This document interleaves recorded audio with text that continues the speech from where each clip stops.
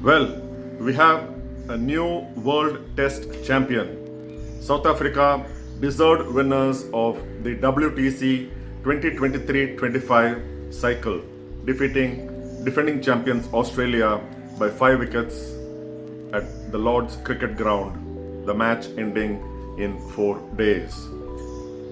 India ought to have been playing the final, but thanks to its own poor cricket over the last season, losing at home in India to New Zealand and also the Border Gavaskar Trophy in Australia, India just could not make it.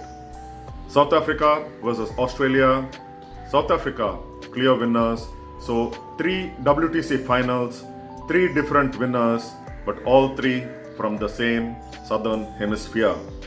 New Zealand, the first WTC cycle final champions, followed by Australia. India being runners-up on both the occasions, and this time it was Australia who finished second best. After taking a decent first innings lead, South Africa bowlers did well to restrict Australia, and what a century by Aidan Markram. Having been out for 0 in the first innings, Aidan Markram was full of confidence and he almost took South Africa home, was out just within touching distance, and the formalities completed by Biddingham and the wicketkeeper batsman very end.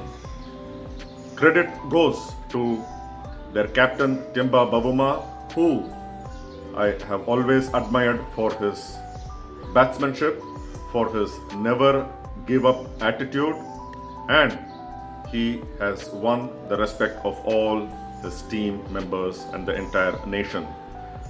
Here I have the privilege of talking to Dr. Ali Bacher, the renowned cricket administrator from South Africa, the man who led in only one series in the 1969-70 series against Australia, winning 4-0 just before South Africa went into sporting isolation.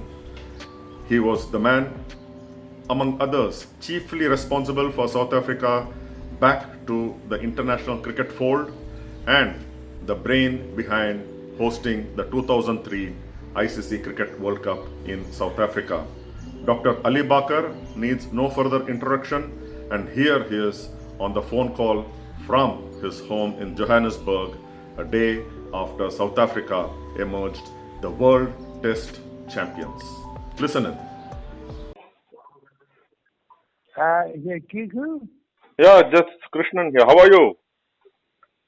It's Ali Bacher. I'm returning your call. Of course, yes. How are you keeping? No, it's a bit cold in Johannesburg, but otherwise we well. Can I help you? Sure. Yeah, so first of all, congratulations on the WTC final victory. Very well deserved, fantastic. How happy are you? Thank you. Well, look, it's taken a long time for us to win a premier world cricket event, but it happened. It happened at Lord's, and we're very proud of our team, our management team, and the spirit in South Africa is great. It is fantastic. How do you look at Temba Bavuma's captaincy? He has this record of winning 9 out of his first 10 tests as captain, something which was done only by Percy Chapman about almost a century ago of England. So how do you look at Temba Bavuma's captaincy, and what makes him a successful captain? Well, look, he's obviously got the respect of his team and management, and that's what leadership's about. You don't have to be the best player in the team to be a top leader, but what is required is respect, support, and he's obviously got that, so well done to him. Right, and how uh, how good was Aiden Markram in the second innings? Because I thought it was one of the best innings. It has to rate among the top of his test centuries and one of the best played in recent times, especially after South Africa conceded the first innings lead. Markram was out for a duck in the first innings, and to score that 100 and see the team through. How have you seen? You must have seen so many innings, so many better innings.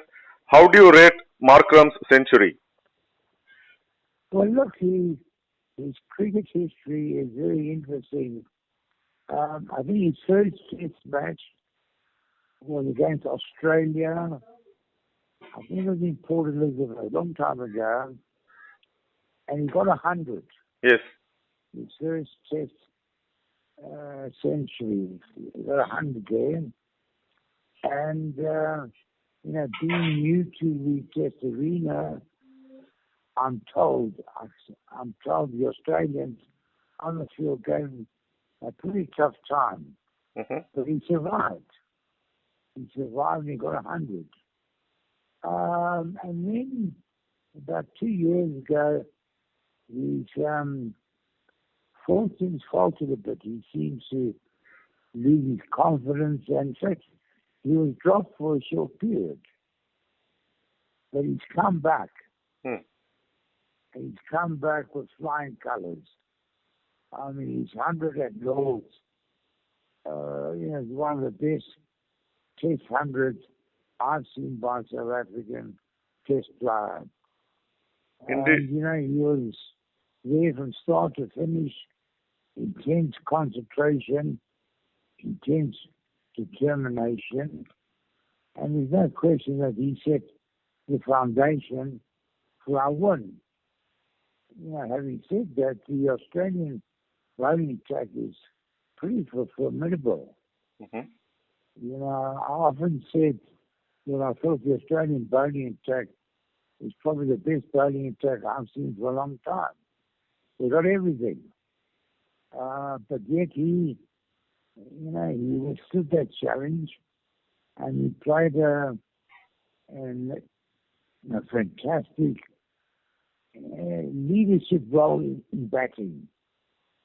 He never faltered, he never lost his cool, and he kept on scoring around the wicket, which ultimately, I think, was the key factor in our success.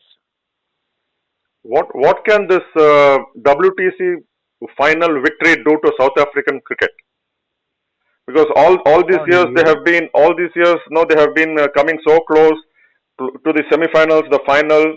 The last year T20 World Cup was a heartbreaking thing. Though India won, they almost it was as if the tag chokers stick with them and has been sticking with them for a long time. What can this win do to South African cricket? Look, it's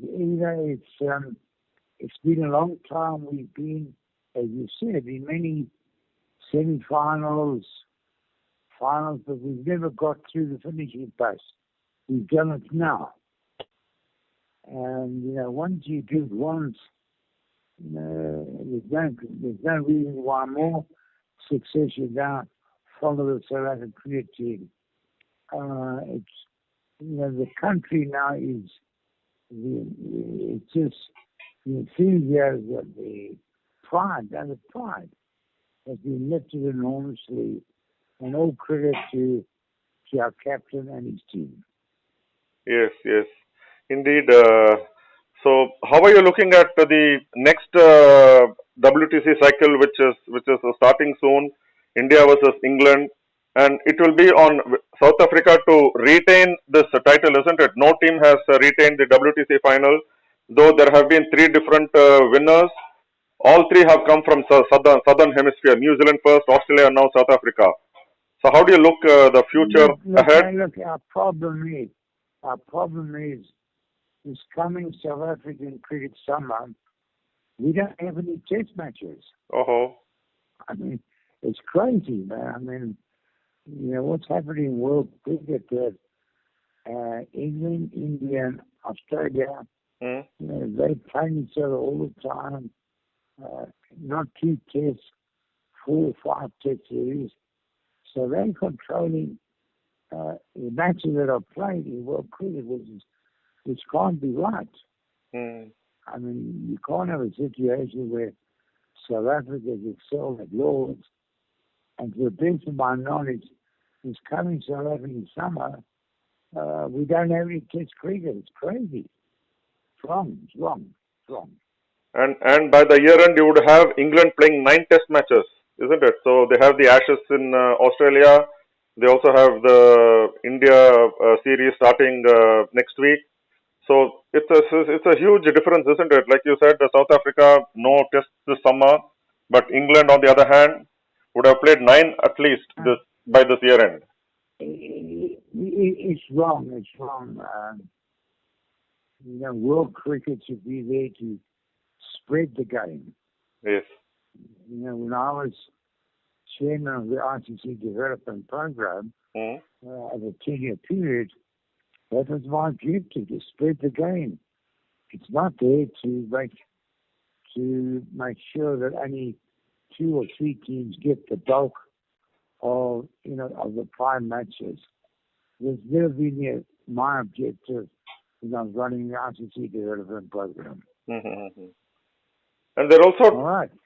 Okay. Thank you so much, Mr. Bacher. Thank you very much. So I appreciate this, and so kind of you. I will send you the link once it's up. Do you my email address? Take care. Have a good day. Thank you. Hello? Mr. Bacher?